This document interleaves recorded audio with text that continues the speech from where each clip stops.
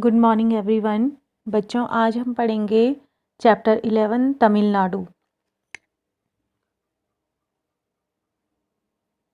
तमिलनाडु बच्चों, ये दक्षिण भारत का एक राज्य है जो कि वहाँ पर सांस्कृतिक, आर्थिक और शैक्षिक केंद्रों में से एक है।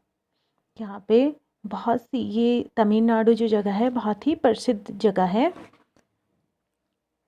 के बारे में हम पढ़ेंगे आज। भारत के दक्षिण में कौन कौन से राज्य हैं? तो बच्चों, भारत के दक्षिण में कर्नाटक, केरल, आंध्र प्रदेश, तेलंगाना और तमिलनाडु है। चेन्नई कहाँ की राजधानी है? चेन्नई तमिलनाडु की राजधानी है। चेन्नई का पहला नाम मद्रास था। इस पाठ में तमिलनाडु के प्राकृतिक, सांस्कृतिक, ऐतिहासिक पक्षों पर प्रकाश डाला गया है। इसमें तमिलनाडु के भव्य मंदिरों, यानी कि जो उसके बड़े बड़े मंदिर हैं, विभिन्न व्यवसायों, यानी कि जो वहाँ के रोजगार के जो विभिन्न कार्य हैं, व्यवसाय हैं, कला एवं संगीत, यानी कि जो आर्ट एंड म्यूजिक है, आदि विविध पक्षों को उजागर किया गया है। पढ़ते हैं। समुद्र का दृश्य, यानी कि समुद्र का जो नज़ारा है, दृश्य यानी कि नज़ारा है। धान के लहलहाते खेत, तरह तरह के ऊंचे ऊंचे वृक्ष, वृक्ष यानी कि पेड़, तरह तरह के, अलग अलग तरह के ऊंचे ऊंचे वृक्ष, हरी भरी नीलगिरी पर्वत श्रृंखला। तमिलनाडु में नीलगिरी पर्वत श्रृंखला है। यह है भारत के दक्षिणी छोर पर बसे हुए राज्य तमिलनाडु की विशेषताएं। यहाँ पर तमिलनाडु राज्य की जितनी भी विशेषताएं हैं इस पाठ के अंतर्गत हमें बताई गई हैं। कहीं नारियल और केले के वृक्षों की कतारें, कतारें यानी कि पंक्तियाँ, लाइन। कहीं आम तथा काजू के बगीचे, तो कहीं चाय कॉफ़ी के बागानों से ढकी पहाड़ियों की कतारें बरबस ही मन मोह लेती हैं। जंगल अभयारण्य, अभयारण्य होता है बच्चों ऐसी जगह जहाँ पर जानवरों के लिए ऐसी जगह बनाई जाती हैं जहाँ पर वो अपने आप को सुरक्षित समझते हैं, उसे कहते हैं अभयारण्य। तथा उसमें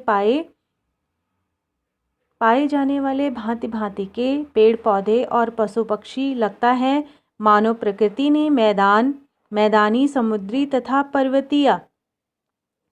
पर्वतीय विभिन्नता प्रदान कर इस प्रदेश को स्वयं अपने हाथों से संवारा है। ऐसा लगता है कि मानव प्रकृति ने मैदानी, समुद्री तथा पर्वतीय विभिन्नताएं प्रदान कर, यानी कि किसी जगह पर मैदान होता है तो वहाँ की अलग खूबसूरती होती है, कहीं पर ऊंचे ऊंचे पहाड़ हैं तो वहाँ की खूबसूरती अलग होती है, लेकिन यहाँ पर तीनों जगहों की विभिन्नताएं प्रदान कर इसको अपने हाथों से संवारा है, सजाया है।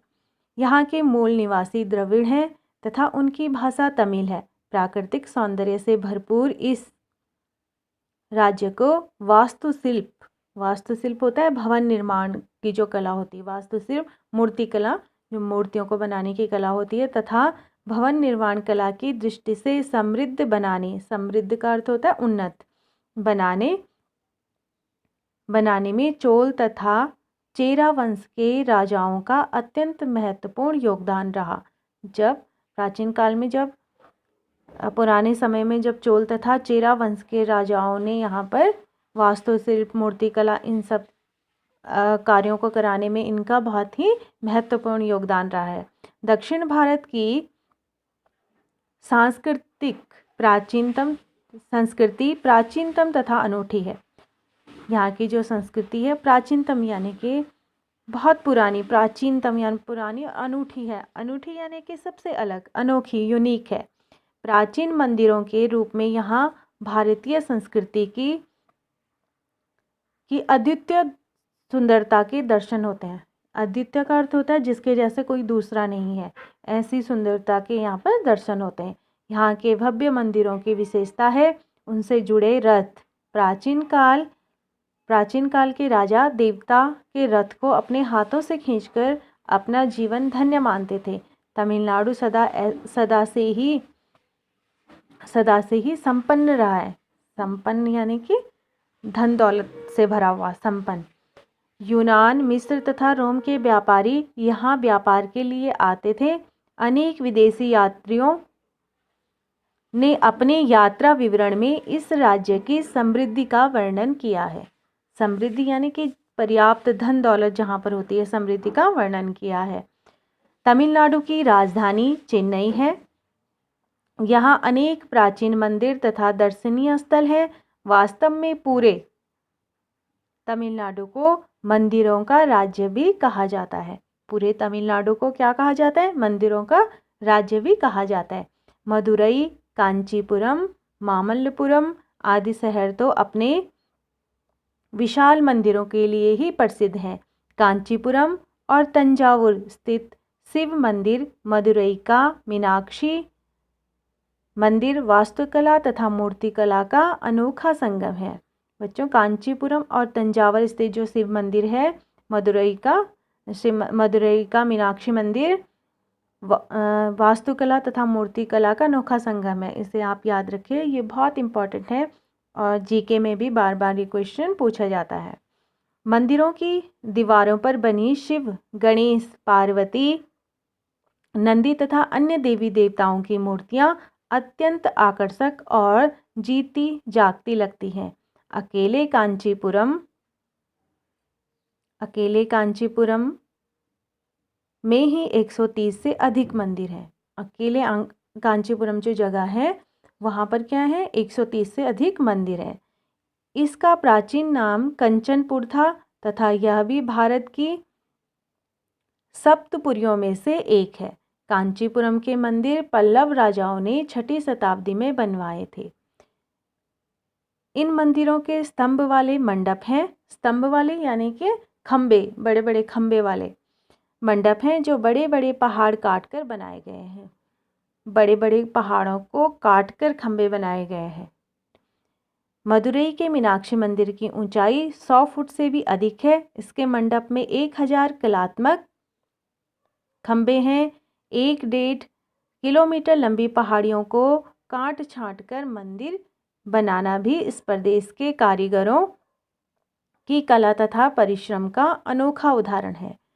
अनोखा यानी कि यूनिक को अनोखा कहते हैं। माना जाता है कि मीनाक्षी देवी ने अपने साहस और बल के आधार पर शिव जी से विवाह किया था। यहाँ एक और मीनाक्षी देवी का मंदिर है। तो सामने सुंदरेश्वर अर्थात शिव जी का मंदिर है। इसके चारों ओर बने चारों राजमार्गों पर हर साल चैत्र मास में रथोत्सव का आयोजन किया जाता है। रथोत्सव होता है जिसमें रथों को निकाला जाता है, रथ को खींच कर ले जाया जाता है, उसे रथ उत्सव कहते हैं।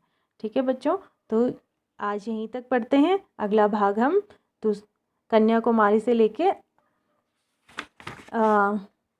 अनूठा प्रदेश तक अगले भाग में पढ़ेंगे।